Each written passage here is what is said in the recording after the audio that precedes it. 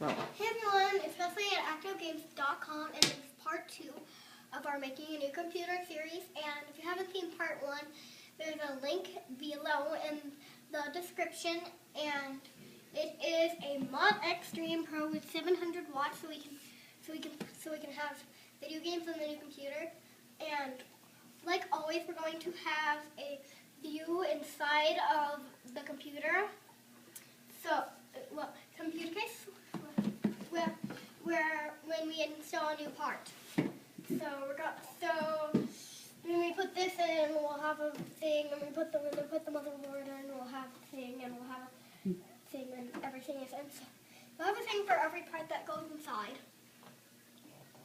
And we'll also have an overview around it, and you can click on the thing to see the unboxing of the video. So now my dad was going to explain, who also has his own YouTube channel that he doesn't post on. Okay, so today we're going to do the power supply for the new computer that we're building. We did the case last week, like Presley said. So we got a 700 watt power supply for the new PC. Typically, if you're going to do one video card in a computer, normal computer build, 500 watts is plenty. If you're going to be doing 2 video cards and connecting them together to do some more high-end gaming, 700, 750 is probably a good way to go. Lots of debate about the sizing of power supplies out there, but it's worth taking a look at. But those are pretty good rules of thumb for right now. The other thing that's interesting to look at about a power supply, about this one in particular, is that it's modular. So normally with most power supplies, when you get them and hook them up, all of these cables will be connected to the power supply and built into the power supply. So you'll have all of these cables hanging off, and when you put it in the computer and hook up the motherboard and different things, you'll have a lot of extra cables left over that you're not going to use.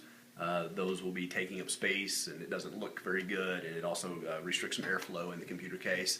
So a modular power supply is kind of nice because you only use the cables that you're going to need to hook up to your motherboard, and there's no other loose cables taking up space, looking bad, blocking airflow, doing those kinds of things.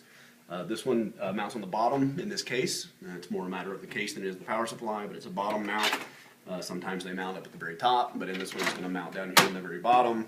Motherboard will go in the back. We'll hook those cables up directly, and it'll power just everything that's in use in the computer, from the fans to the motherboard to the processor to the memory, hard drives. All of those things need power. So this is obviously a pretty key component. You don't want to skimp on what you spend to get a good quality power supply, because it powers everything that you're going to do in your new computer. And we'll come back next time and talk about the next component that we get. Yeah, please. You could.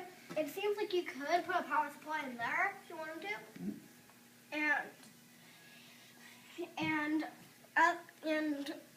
we're going to have an overview of the whole of the case. And if you are too lazy to go read the description, you can just click on it. And you can click on this to go back to the beginning of the video if you want to. And be sure to rate, comment, and subscribe. Bye.